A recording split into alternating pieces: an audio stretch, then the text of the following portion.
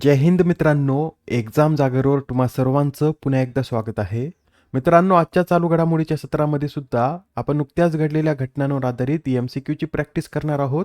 यातील एक एक प्रश्न अत्यंत महत्त्वाचा आहे, त्यासाठी व्हिडिओ शेवटपर्यंत पहा व आपल्या मित्रांसोबत सुद्धा शेअर करा, जेणेकरून येणाऱ्या एक्झाममध्ये त्यांना सुद्धा याचा फायदा होईल. व या सर्व डेली व्हिडिओची तुम्हाला PDF सुद्धा उपलब्ध करून देण्यात येत आहे. ती PDF तुम्ही एक्झाम जागर या टेलिग्राम चॅनलवरून डाउनलोड करू शकता व आजची PDF ही संध्याकाळी 6 नंतर उपलब्ध होईल. आजच्या सत्राला सुरुवात करण्याआधी एक छोटंसं करेक्शन करून घ्या. फेब्रुवारी महिन्यामध्ये आपण हा प्रश्न पाहिला होता की अमेरिकेच्या नेतृत्वाखालील पॅक सिलिका युतीत सामील होणारा भारत कितवा देश ठरला. त्यावेळेस आपण येथे 12 सांगितलं होतं, तिथे फक्त करेक्शन करून 10 करून घ्या. बऱ्याच न्यूजपेपरमध्ये 12 सांगण्यात आला आहे, पण US स्टेट डिपार्टमेंटच्या अधिकृत प्रेस रिलीजमध्ये 10 दिला आहे. त्यामुळे आपल्याला लक्षात ठेवायचं आहे की अमेरिकेच्या नेतृत्वाखालील पॅक सिलिका युतीत सामील होणारा भारत 10वा देश आहे. हे पॅक सिलिका कधी लॉन्च करण्यात आलं तर 12 डिसेंबर 2025 रोजी हे पॅक सिलिका लॉन्च करण्यात आलं व US स्टेट डिपार्टमेंटच्या माहितीनुसार यात Australia, Israel, Japan, Qatar, Korea प्रजासत्ताक, सिंगापूर, संयुक्त अरब अमिरात, UK या देशांचा समावेश आहे. हे एक छोटंसं करेक्शन करून घ्या. आता आपण आजच्या सत्राला सुरुवात करूया. पहिला प्रश्न पहा. 2025च्या एअरपोर्ट सर्व्हिस क्वालिटी अवॉर्डमधील बेस्ट एअरपोर्ट ॲट अरायव्हल्स पुरस्कार कोणत्या विमानतळाने पटकावला? या प्रश्नाचं उत्तर आहे पर्याय क्रमांक 2, म्हणजेच हा पुरस्कार मंगळुरू आंतरराष्ट्रीय विमानतळाने पटकावला आहे. या विमानतळाने हा पुरस्कार सलग दुसऱ्यांदा पटकावला आहे. याआधी 2024 मध्ये सुद्धा हा पुरस्कार मंगळुरू आंतरराष्ट्रीय विमानतळाने पटकावला होता व यंदा त्यांना हा दुसऱ्यांदा पुरस्कार जाहीर झाला. या पुरस्काराचं वितरण कधी करण्यात येईल तर 2 सप्टेंबर 2026 रोजी तुर्कीतील इस्तंबूल येथे या पुरस्काराचं वितरण करण्यात येईल. मित्रांनो, मंगळुरू आंतरराष्ट्रीय विमानतळासह या पुरस्कारासाठी 6 विमानतळाची निवड करण्यात आली आहे. बरं, मंगळुरू आंतरराष्ट्रीय विमानतळाचे व्यवस्थापन कोणती कंपनी करते तर अदानी एअरपोर्ट होल्डिंग्स लिमिटेड ही कंपनी या मंगळुरू आंतरराष्ट्रीय विमानतळाचे व्यवस्थापन करण्याचं कार्य करते. आता हा प्रश्न पहा. फेब्रुवारी 2026 मध्ये भारताने कोणत्या देशातून 9 चित्ते भारतात आणले? तर आता फेब्रुवारी महिन्यात भारताने बोत्सवाना या देशातून 9 चित्ते भारतात आणले आहेत. हे 9 चित्ते कोणत्या राष्ट्रीय उद्यानात ठेवण्यात आलेत? तर हे 9 चित्ते कुनो राष्ट्रीय उद्यानात ठेवण्यात आले आहेत. या 9 चित्त्यांमध्ये 6 मादी चित्ते तर 3 नर चित्ते आहेत व आता भारतातील चित्त्यांची संख्या वाढून 48 इतकी झाली आहे व या 48 मध्ये भारतात जन्मलेल्या 28 बछड्यांचा देखील समावेश आहे. यासच हे सुद्धा लक्षात ठेवा, भारतात सर्वात आधी चित्ते कोणत्या देशातून आणण्यात आले तर नामिबिया या देशातून 2022 मध्ये भारतात 8 चित्ते आणण्यात आले. त्यानंतर फेब्रुवारी 2023 मध्ये दक्षिण आफ्रिकेतून 12, तर आता फेब्रुवारी 2026 मध्ये बोत्सवाना या देशातून 9 चित्ते भारतात आणण्यात आले आहेत. चित्त्याचं शास्त्रीय नाव काय तर नोट करून घ्या.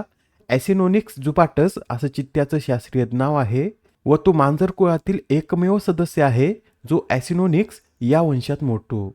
आणि भारताने चित्ते भारतातून नामशेष झाल्याचं कधी घोषित केलं होतं तर 1952 मध्ये भारताने भारतातून सर्व चित्ते नामशेष झाल्याची घोषणा केली होती. पुढील प्रश्न.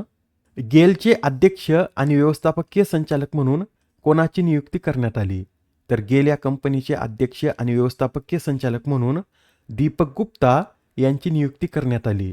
त्यांच्या आधी या पदावर कोण कार्यरत होते तर संदीप कुमार गुप्ता हे कार्यरत होते, पण 28 फेब्रुवारी रोजी ते निवृत्त झाल्यानंतर दीपक गुप्ता यांच्याकडे हा पदभार सोपविण्यात आला. दीपक गुप्ता यांना तेल आणि गॅस या क्षेत्रातील 35 वर्षांहून अधिकचा अनुभव आहे. गेलचं फुल फॉर्म नोट करून घ्या.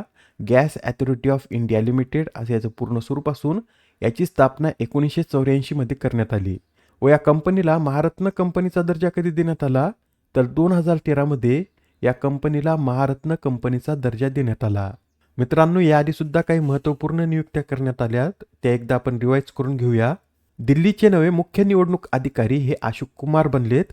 थायलंडमधील भारताचे राजदूत पुनीत अग्रवाल, गिफ्ट सिटीचे अध्यक्ष Uday Kotak, institute of chartered account of इंडियाचे 74वे अध्यक्ष प्रसन्न कुमार, मायक्रोसॉफ्ट गेमिंगच्या नवीन CEO आशा शर्मा, नेदरलँडचे पहिले समलैंगिक पंतप्रधान रॉब जेटन, तर नीती आयोगाच्या अंतरिम मुख्य कार्यकारी अधिकारी म्हणून निधी छिब्बर यांची नियुक्ती करण्यात आली.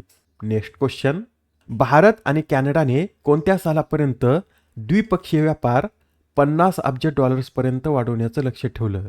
तर आता भारत आणि कॅनडाने 2030 पर्यंत द्विपक्षीय व्यापार हा 50 अब्ज डॉलर्सपर्यंत वाढवण्याचं लक्ष ठेवलं आहे. मित्रांनो, अलीकडेच कॅनडाचे पंतप्रधान मार्क कार्निये भारत भेटीवर आले होते व या भेटीदरम्यानच ही घोषणा करण्यात आली असून या दोन्ही देशांनी 3 करार देखील केले आहेत. ते करार कोणते? तर दुर्लभ खनिजे, अक्षय ऊर्जा व संस्कृती या विषयावर या दोन्ही देशात 3 करार देखील करण्यात आले आहेत. पुढील प्रश्न, अलीकडे चर्चेत असलेले माउंट आबू हे शहर कोणत्या राज्यात स्थित आहे? तर मित्रांनो, माउंट आबू हे शहर राजस्थान या राज्यात स्थित आहे. याआधी सुद्धा मी तुम्हाला सांगितलं होतं की माउंट आबू हे थंड हवेचं ठिकाण कोणत्या राज्यात स्थित आहे असा आपल्याला प्रश्न विचारला जाऊ शकतो. तर लक्षात ठेवा, माउंट आबू हे राजस्थान या राज्यात स्थित आहे. बरं, सध्या हे शहर चर्चेत का आलं? तर आता राजस्थानचे मुख्यमंत्री भजनलाल शर्मा यांनी आपल्या राज्यातील 3 शहरांची नाव बदलण्याची घोषणा केली व ते 3 शहर कोणते? तर यात माउंट आबूचा देखील समावेश आहे. आता माउंट आबूचं नाव बदलून आबूराज असं करण्यात येणार आहे व यासच जहाजपूर हे शहर यज्ञपूर या नावाने ओळखले जाईल, तर कामा हे शहर कामवन या नावानं ओळखलं जाईल. राजस्थान राज्याविषयी सांगायचं झालं तर राजस्थानचे सध्या राज्यपाल हरिभाऊ बागडे आहेत, तर भजनलाल शर्मा हे या राज्याचे मुख्यमंत्री आहेत. या राज्यात एकूण 5 नॅशनल पार्क आहेत व ते कोणते? तर रणथंबोर नॅशनल पार्क, केवलादेव, सरिस्का, मरुभूमी व मुकुंद्रा हिल्स नॅशनल पार्क या राज्यात स्थित आहे. आता हा प्रश्न पहा काय म्हणतो, कोणत्या देशाद्वारे ऑपरेशन एपिक फ्युरी राबवण्यात आले? तर हे जे ऑपरेशन एपिक फ्युरी आहे हे अमेरिका या देशाने राबवलं. या ऑपरेशन अंतर्गतच अमेरिका व इस्रायलने इराणवरील लष्करी तळावर हल्ले केले व यातच इराणचे सर्वोच्च नेता आयातुल्ला अली खामेनी हे ठार झाले आहेत. अमेरिकेबरोबरच इस्रायल सुद्धा इराण विरुद्ध एक ऑपरेशन राबवत आहे. त्याचं नाव काय? तर लायन रोअर हे ऑपरेशन इस्रायल हा देश राबवत आहे. नेक्स्ट क्वेश्चन, जागतिक मानसिक आरोग्य अभ्यासात 84 देशामध्ये भारतातील तरुण कितव्या स्थानी आहेत? मित्रांनो, या 84 देशामधील विविध गटातील व्यक्तींचा मानसिक आरोग्यावर अभ्यास करण्यात आला व या अभ्यासात भारतातील तरुण 84 देशात 60व्या क्रमांकावर आहेत. यात भारतातील तरुणांचा स्कोअर 33 इतका आहे. म्हणजेच भारतातील तरुण हे मानसिकरित्या कमकुवत ठरत आहेत. भारतातील तरुणांपेक्षा भारतातील 55 वर्षे आणि त्याहून अधिक वयाची व्यक्ती हे स्ट्रॉंग आहेत. 55 वर्षे आणि त्याहून अधिक वयोगटातील मानसिक आरोग्य गुणांक किती आहे? तर 96 इतका उच्च आहे. तेच तरुणांचा गुणांक हा 33 इतका कमी आहे. आणि मित्रांनो, या अहवालातील युवा गटात घाना हा देश पहिल्या क्रमांकावर आहे, नायजेरिया दुसरा, तर केनिया आणि झिम्बाब्वे या तिसऱ्या स्थानावर आहेत. म्हणजेच या 3 देशातील तरुण हे मानसिकदृष्ट्या दृढ असल्याचं या अहवालात दिसून आलं.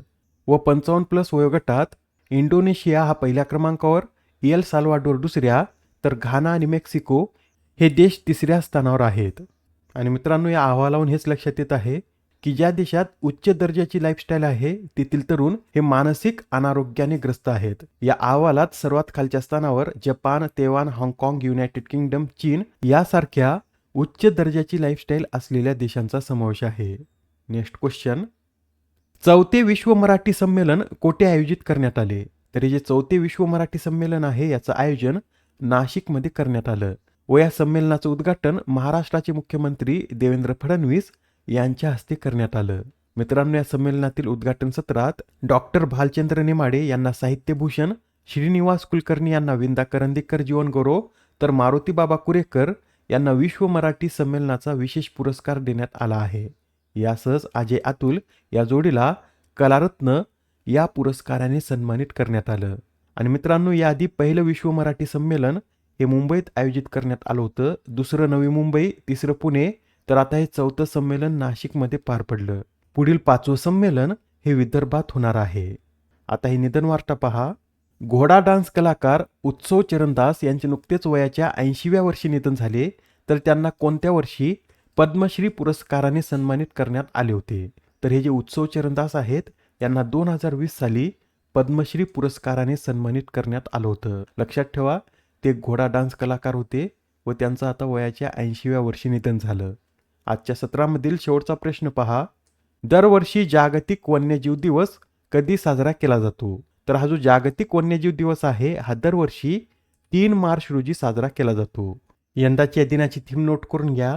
Medicinal and aromatic plants converging health heritage and livelihoods अशी यावेळेसच्या दिनाची थीम आहे. या आधीच्या सत्रात तुमच्यासाठीचा प्रश्न होता, कोणत्या राज्य पोलिसांनी सायबर गुन्ह्यांविरुद्ध ऑपरेशन क्रॅकडाऊन सुरू केले? या प्रश्नाचं उत्तर आहे पर्याय क्रमांक 1 म्हणजेच तेलंगणा पोलिसांनी हे ऑपरेशन सुरू केलं आहे. आजच्या सत्रामधील तुमच्यासाठीचा प्रश्न पहा. नीती आयोगाच्या अटल इनोव्हेशन मिशन 2.0 अंतर्गत देशातील पहिले राज्य इनोव्हेशन मिशन कोणत्या राज्यात सुरू करण्यात आले? आता या प्रश्नाचं उत्तर कमेंटमध्ये देण्याचा प्रयत्न करा. उत्तर चुकलं तरी काय हरकत नाही, कारण ज्यावेळेस तुम्हाला या प्रश्नाचं योग्य उत्तर माहीत होतं त्यावेळेस हा प्रश्न तुमच्या दीर्घकाळापर्यंत लक्षात राहतो. तर आता पुढच्या सत्रात पुन्हा भेटूया. धन्यवाद.